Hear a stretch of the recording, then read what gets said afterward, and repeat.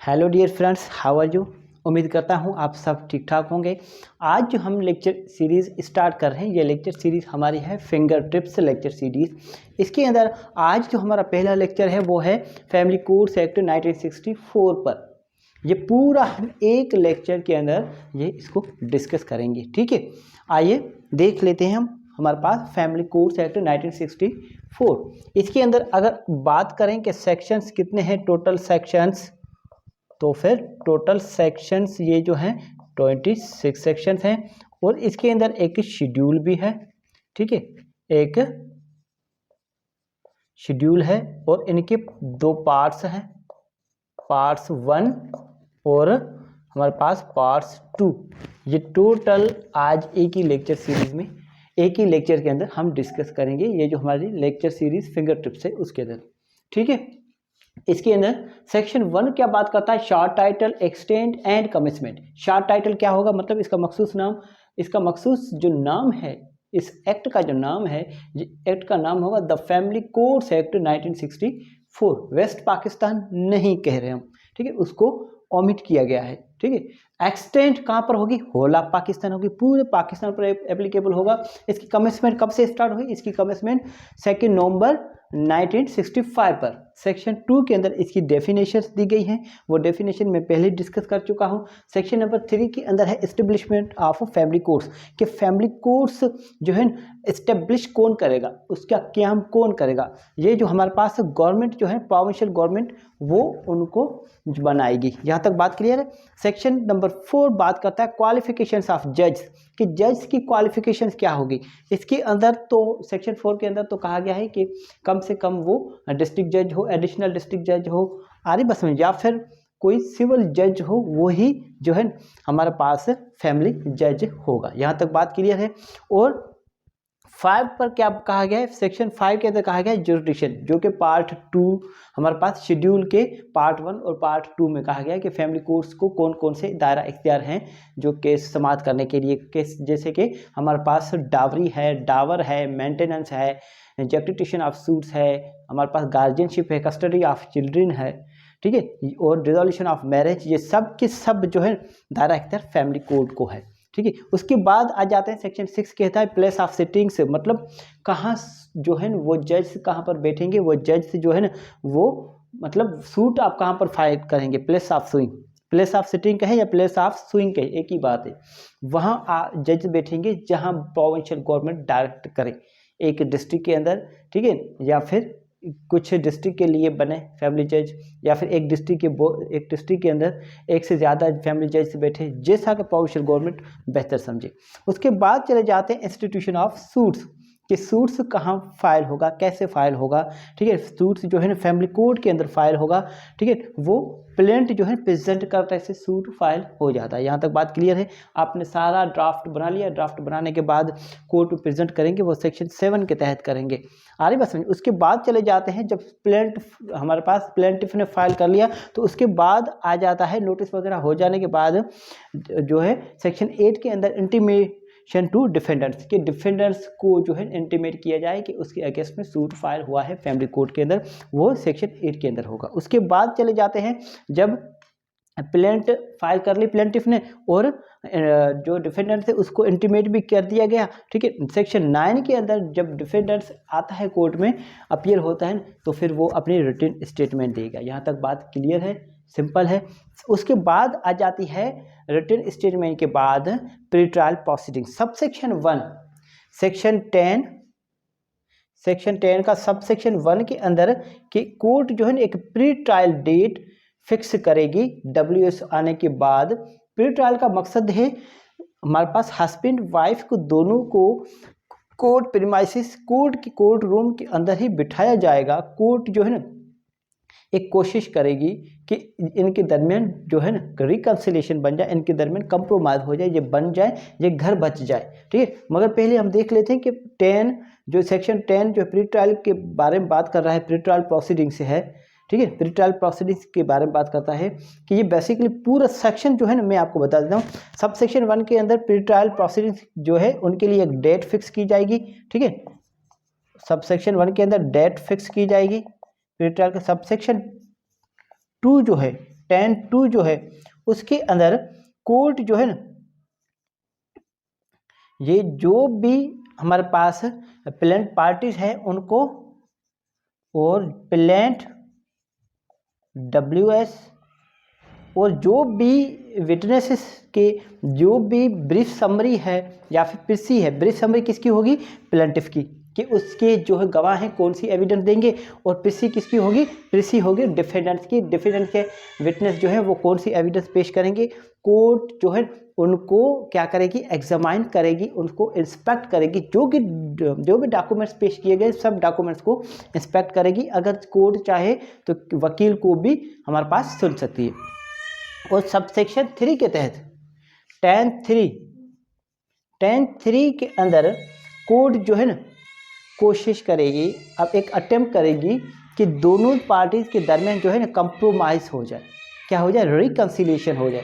अगर reconciliation fail होती है, ठीक है, रिकंसिलिएशन के लिए कोर्ट जो है कोशिश करेगी, ठीक है, अगर रिकंसिलिएशन फेल होती है तो फिर 10(4) आता है, 10(4) की कंप्लायंस आती है कि 10 नहीं बन रहे, कोई मसला नहीं है, आज 10(4) दे दें, मतलब प्री ट्रायल जो है प्रोसीडिंग्स फेल हो गई है। अगर खाली वाइफ ने dissolution of marriage by way of खुला जो है सूट फाइल किया है, तो फिर जैसे 10(4) जो है वो कंप्लायंस आती है, ठीक है, 10(4) की प्रोसीडिंग्स आती है, ठीक है, कि जो है 10(3) जो है वो फेल हो चुका है, कंप्रोमाइज फेल हो चुका है, रिकंसिलिएशन का कोई चांस नहीं है, फिर 10(4) की एप्लीकेशन देती है वाइफ जो है कि प्री ट्रायल फेल कर दिया जाए मेरा, ठीक है, वो जो है तो फिर फौरन जो है फोर्थविथ हमारे पास उसकी मैरिज डिसॉल्व हो जाएगी। यहाँ तक बात क्लियर है, बहुत सिंपल है, ठीक है। अगर हमारे पास डिसोल्यूशन के अलावा बाय वे ऑफ खुला के अलावा और भी कुछ है, मेंटेनेंस है, डावरी आर्टिकल्स है, डावर वगैरह है,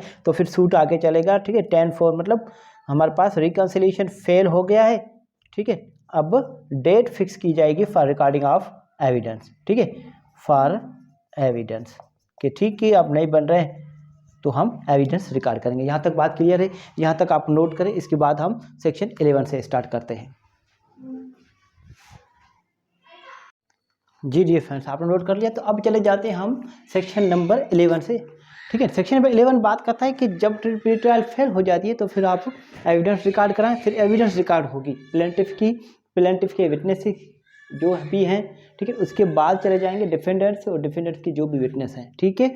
आगे बस उसके बाद चले जाएगी कंक्लूजन ऑफ ट्रायल्स, मतलब डिक्री की तरफ, कि जब एविडेंस रिकॉर्ड हो गई है तो अब डिक्री की जाए। जब डिक्री का वक्त आएगा, जब फैसले का जजमेंट का टाइम आएगा डिक्री का, तो उस वक्त भी कोर्ट जो है सब सेक्शन 1 के तहत एक जो है अटेम्प्ट करेगी, एक कोशिश करेगी कि इनके दरमियान अभी भी जो है वो रिकंसिलिएशन हो जाए। अगर रिकंसिलिएशन फेल होती है, ठीक है, 15 डेज के अंदर, ठीक है, तो फिर सब सेक्शन 2 के अंदर जो है ये डिक्री अनाउंस करेगी, जजमेंट अपना सुनाएगी। यहाँ तक बात क्लियर है। सबसे हमारे पास सेक्शन 12A बात करता है cases to be dispose of within a specified period, कि जो भी फैमिली मैटर्स हैं ना वो कितने दिनों में जो है वो डिस्पोज ऑफ करने हैं, इन्हें हमारे पास 6 मंथ के अंदर जो है ना वो डिस्पोज ऑफ करने हैं, और अपील जो है वो कितने दिनों में, वो 4 महीनों के अंदर, ठीक है। यहाँ तक बात क्लियर है।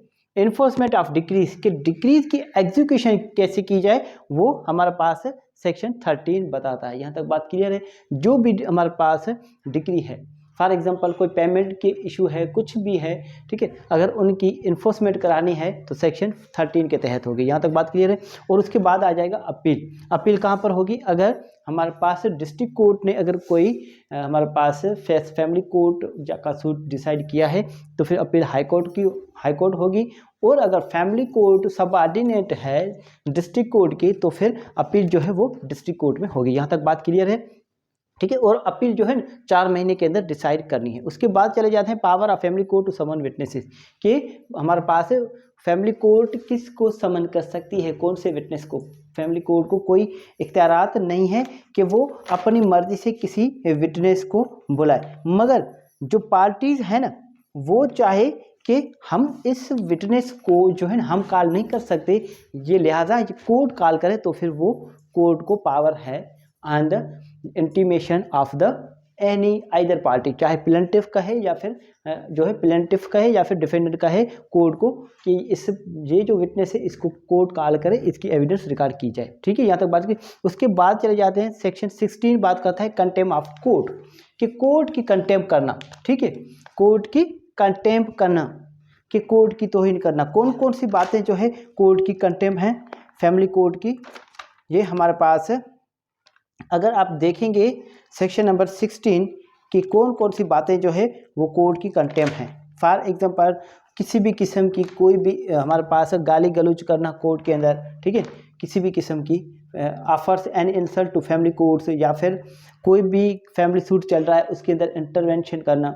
ठीक है, इंटरवेन करना, या फिर कोई भी सवाल कोर्ट के अंदर पूछा जाए उसका जवाब ना दे तो भी वो कंटेम्प्ट ऑफ कोर्ट है। या फिर जो आप एविडेंस पेश कर रहे हैं उसके लिए आपको कोर्ट कह रही है कि आप ऑन ओथ दें और आप इनकार करें फिर भी आप वो कंटेम्प्ट ऑफ कोर्ट कहलाएगा। ठीक है, उसके बाद चले जाए सेक्शन 17 बात करता है evidence act and CPC not applicable. जो एविडेंस एक्ट है ना, मतलब कानूनी जो शहादत आर्डर है 1984 वो, और सिविल प्रोसीजर कोड 1908 उसके जो भी प्रोविजंस है ना वो एप्लीकेबल हरगिज नहीं है। सिर्फ सीपीसी का सेक्शन 10 और 11 एप्लीकेबल है। वो बात करता है रेस सब जुडिस और रेस जुडिकाटा का। सिर्फ सेक्शन 10 और 11 एप्लीकेबल है सीपीसी के, बाकी कोई भी प्रोविजंस जो है कानून शहादत और सीपीसी का एप्लीकेबल नहीं है। उसका ऑब्जेक्ट ये है कि इसका अपना एक प्रोसीजर दिया गया है, स्पीडी ट्रायल्स दिए गए हैं कि ये बहुत जल्द से जल्द डिसाइड किए जाए। अगर सीपीसी और कानून शहादत एप्लीकेबल हो जाए तो उसको तो बड़ा टाइम लगेगा। ठीक है, आ रही बस यहाँ तक बात कीजिए। उसके बाद चले जाते हैं हम 17A। 17A बात करता है order for maintenance. Order for maintenance और अपील कौन कौन सी बातों की होगी वो मैंने आपको पहले डिस्कस कर लिया है। ठीक है, आ रही बात समझिए। इंटीरियर मेंटेनेंस की कोई अपील नहीं होगी, यहाँ तक बात क्लियर है। अगर आपकी मेंटेनेंस अलो हुई है 15,000 तक, तो 15,000 तक की मेंटेनेंस जो हमारे पास 15,000 के डावरी आर्टिकल्स की जो डिग्री हुई है तो वो अपीलेबल नहीं है। आप 15,000 दे के जान छोड़ाएं। ठीक है, और अगर आपकी मंथली पेमेंट, मंथली इनकम जो हमारा मेंटेनेंस है बच्चों के लिए किसी भी, ठीक है, 500 रुपये मुकर्रर की गई है, वो भी अपीलेबल नहीं है। यहाँ तक बात कीजिए। अब चले जाए इंटीरियर मेंटेनेंस। इंटीरियर मेंटेनेंस मतलब जब सूट चल रहा है, सूट पेंडिंग है, उसके दरमियान आप एप्लीकेशन साथ में फाइल कर सकते हैं 17A की, कि हमें जो है ना अबूरी खर्चा दिया जाए, कि फ़िलहाल मुझे हमें खर्चा दिया जाए। जब मैटर फाइनली डिसाइड हो उसके बाद जो होगा देखा जाएगा, फिलहाल खर्चा दिया जाए, वो होता है इंटीरियम ऑर्डर 17A के अंदर। 17B बात का power of the court issue commission, के कोर्ट को ये भी इख्तियारात है कि कोई भी कमीशन बनाई जाए इस बात पर कि जो डिफेंडेंट्स हैं उनके असासे देखे जाएं, उनकी फाइनेंशियल जो हमारे पास एबिलिटी है ना वो देखी जाए कि आया उसके पास इतने रिसोर्सेज हैं या नहीं हैं। या फिर किसी भी प्रॉपर्टी को जो है इंस्पेक्ट करने के लिए, किसी भी बात पर इन्वेस्टिगेशन करने के लिए फैमिली कोर्ट को इख्तियारात हैं कि वो कमीशन बनाए। यहाँ तक बात क्लियर है, ये आप नोट कर लें, इसके बाद हम आगे डिस्कस करते हैं। जी डियर फ्रेंड्स, नोट कर लिया। तो अब चले जाते हैं हम सेक्शन 8 से। सेक्शन 8 बात करता है अपीयरेंस थ्रू एजेंट्स, कि विटनेस के अलावा कोई भी पार्टी थ्रू एजेंट्स अपीयर हो सकती है, प्लेंटिफ या डिफेंडेंट्स। ठीक है, सिर्फ विटनेस के अलावा, विटनेस जो है थ्रू एजेंट्स से फैमिली कोर्ट में पेश नहीं हो सकता है। और कोर्ट फीस की बात आ जाती है तो फिर कोर्ट फीस कितनी होगी, सिर्फ और सिर्फ 15 रुपये होगी। ठीक है, आ रही बात समझे। For any type of suit, appeal चाहे कुछ भी हो, अपील पर भी 15 रुपये की फीस लगेगी और सूट पर भी 15 रुपये की फीस लगेगी। और जो भी फैमिली जज हैं उनको इख्तियारात हैं जो हमारा सेक्शन 20 के तहत कि वो जुडिशियल मजिस्ट्रेट के पावर्स भी इस्तेमाल कर सकता है, जो कि हमारे पास शेड्यूल के पार्ट 2 में सेक्शंस बताए गए उनके ऊपर। ठीक है, और सेक्शन 21 बात करता है कि Muslim family law ordinance 1961 applicable है, उनके प्रोविजंस को ये फैमिली कोर्ट एक्ट अफेक्ट नहीं करेगा, उसके किसी भी प्रोविजंस को प्रिजुडाइज नहीं करेगा। ठीक है, उसका एहतराम किया जाएगा। उसके बाद है section 21A इंटीरियम order pending suit, कि कोई भी अगर सूट पेंडिंग है उसके दौरान कोई इंटीरियम आर्डर पास करना किसी भी प्रॉपर्टी को प्रिजर्व करने के लिए, ठीक है, या फिर प्रोटेक्ट करने के लिए। यहाँ तक बात क्लियर, उसी पर्पज़ के लिए। सेक्शन 22 क्या बात करता है, सेक्शन 22 बात करता है हमारे पास बार ऑन इंजंक्शन, के फैमिली कोर्ट को ये इख्तियार नहीं है कि अगर कोई मैटर चेयरमैन या फिर आर्बिट्रेशन काउंसिल के पास पेंडिंग में है तो फिर उसको हमारे पास इंजेक्शन दे दे कि आप इसको स्टे कर दें, या फिर इसको जो है फ़िलहाल जो है इस पर कोई किसी किस्म का जो डिसीजन दे दें, ऐसी कोई भी इंजेक्शन जो है वो फैमिली कोर्ट नहीं दे सकती। अगर हमारे पास ऐसी प्रोसीडिंग्स नहीं है, यहाँ पर ना ही चेयरमैन पर कोई मैटर चलते हैं, ना ही आर्बिट्रेशन काउंसिल के पास कोई फैमिली मैटर चलते हैं, मगर एक बात दिया गया है कि अगर उनके पास अगर कोई मैटर चल भी रहा होगा तो फैमिली कोर्ट को इख्तियार नहीं है उसको रोकने के लिए या फिर किसी किस्म की हिदायत देने के लिए। सेक्शन 23 बात करता है कि validity of marriage which are registered under Muslim family laws ordinance 1961 के आर्डिनेंस के तहत अगर कोई मैरिज सॉल्वनाइज हुई है तो उनके ऊपर फैमिली कोर्ट कभी भी किसी भी किस्म का कोई क्वेश्चन नहीं करेगी। आ रही बात समझे? अगर वो गैर कानूनी तरीके से मैरिज की गई है, आ रही बस, जो भी मुस्लिम फैमिली लॉज के अंदर जो भी कानून बताए गए हैं, जो भी शर्तें बताई गई हैं, अगर उनके मुताबिक वो निकाह नहीं होता है तो फिर तो फैमिली कोर्ट को इख्तियार है। यहाँ तक बात क्लियर है। उसके बाद चले जाते हैं 24 पर कि फैमिली कोर्ट इन्फॉर्म करेगी इस बात का यूनियन उस जुरिडिक्शन के यूनियन काउंसिल के चेयरमैन को कि ये जो मैरिज है ये मुस्लिम फैमिली लॉज आर्डिनेंस के तहत रजिस्टर्ड नहीं है, इसकी आप प्रोसीडिंग्स करें। आ रही बस समझ? यहाँ तक बात क्लियर है। उसके 25 बात करता है कि फैमिली कोर्ट जो है ना उसको as a district court deem किया जाएगा, उसको समझा जाएगा कि ये डिस्ट्रिक्ट कोर्ट है in the cases of guardians and wards act 1890 की जो भी मैटर्स हैं उनके तहत वो डिस्ट्रिक्ट जज कहलाएंगे। फैमिली कोर्ट फैमिली जो है हमारे पास है जज से वो डिस्ट्रिक्ट जज कहलाएंगे। ठीक है, उसके बाद चले जाते हैं सेक्शन 25A में पावर्स दिए गए हैं कि transfer of cases, high court को पावर्स हैं, सेशन कोर्ट को पावर्स हैं, डिस्ट्रिक्ट कोर्ट को भी पावर्स हैं। ठीक है, सेशन कोर्ट्स को ओवरऑल पाकिस्तान में किसी भी प्रोविंस से एक प्रोविंस से दूसरे प्रोविंस में कोई भी मैटर जो है ट्रांसफ़र कर सकता है किसी एक फैमिली जज से दूसरे फैमिली जज पर।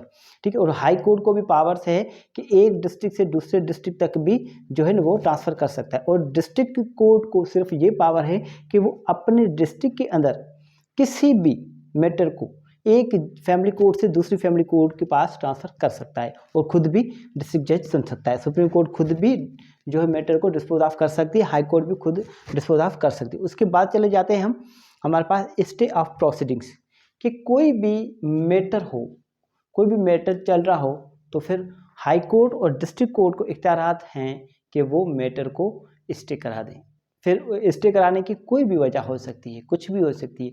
फॉर एग्जांपल एक मैटर हमारे पास एक्स कोर्ट में जो है फाइल हुआ, ठीक है, वाइफ ने और हस्बैंड ने फाइल कर दिया, एक्स वाइफ ने एक्स कोर्ट में किया और हस्बैंड ने वाई कोर्ट में कर दिया। ठीक है, पहले किया वाइफ ने तो हस्बैंड वाला जो केस है ना वो क्या हो जाएगा, स्टे हो जाएगा अंडर सेक्शन हमारे पास है 10 ऑफ CPC। मैंने कहा ना कि 10 सेक्शन जो है 10 और 11 वो एप्लीकेबल होंगे। ठीक है, तो अब वो डिस्प्ले हो जाए हमारे पास स्टे हो जाएगा। यहाँ तक बात क्लियर है, रेस्ट सब जुडाइज हो जाएगा। उसके बाद चले जाते हैं हम हमारे पास 26 बात करता है कि गवर्नमेंट को जो है ना ये दायरा जुरिडिक्शन है कि वो किसी भी किस्म के कोई भी रूल्स बनाए, मगर सब सेक्शन 2 में कहा गया है कि कोई भी ऐसे जो रूल्स नहीं बनाए जाएंगे जो कि प्रिजुडाइज करे फैमिली कोर्ट्स एक्ट 1964 के सेक्शंस या फिर रूल्स या शेड्यूल को, या फिर इनके जो भी रूल्स हैं उनको प्रिजुडाइज करे। अगर कोई रूल्स बनाना है गवर्नमेंट ने, प्रोविंशियल गवर्नमेंट ने, तो फिर वो उनके लिए अपना प्रोसीजर भी एक बताएगी। यहाँ तक बात क्लियर है, आ रही बात समझे? उसके बाद चले जाते हैं शेड्यूल के पार्ट 1 के अंदर कहा गया है कि डिसोल्यूशन ऑफ मैरिज की कि कौन कौन से मैटर्स जो है एक फैमिली कोर्ट डिसाइड कर सकती है, मतलब कौन कौन से मैटर जो हैं उनके ऊपर फैमिली कोर्ट को जुरिडिक्शन है। फैमिली को आप सेक्शन 5 देखेंगे, उसके सब सेक्शन 1 के अंदर कहा गया है कि शेड्यूल के पार्ट 1 के अंदर जो भी मैटर्स हैं वो फैमिली कोर्ट को जुरिडिक्शन है। कौन कौन से हैं? डिसोल्यूशन ऑफ मैरिज है जिसके अंदर खुला भी आ जाता है, ठीक है, मेंटेनेंस है, डावरी आर्टिकल्स है, डावर है, जेक्टिटेशन ऑफ मैरिज है, कस्टडी ऑफ चिल्ड्रन है, विजिटेशन ऑफ जो है वो चिल्ड्रन का है, ठीक है, उसके अलावा गार्जियनशिप है, जो भी हैं सबके सब मैटर की जुडिशन किसको, फैमिली कोर्ट के। उसके अलावा पार्ट 2 के शेड्यूल के पार्ट 2 के अंदर कोई जो सेक्शंस बताए गए हैं PPC के उनके ऊपर भी फैमिली कोड को दायरा इख्तियार है कि उनके ऊपर जो है वो ट्रायल चलाए। जहाँ तक बात क्लियर है, आज हमने डिस्कस किया है हमारे पास fingertips family codes act 1964। अगर फिर भी किसी किस्म की कोई कन्फ्यूजन हो तो आप मुझसे पूछ सकते हैं। मैंने इसके ऊपर बेल रीडिंग लेक्चर सीरीज बनाई है, उनको भी आपने ज़रूर देखना है। ठीक है, थैंक यू सो मच।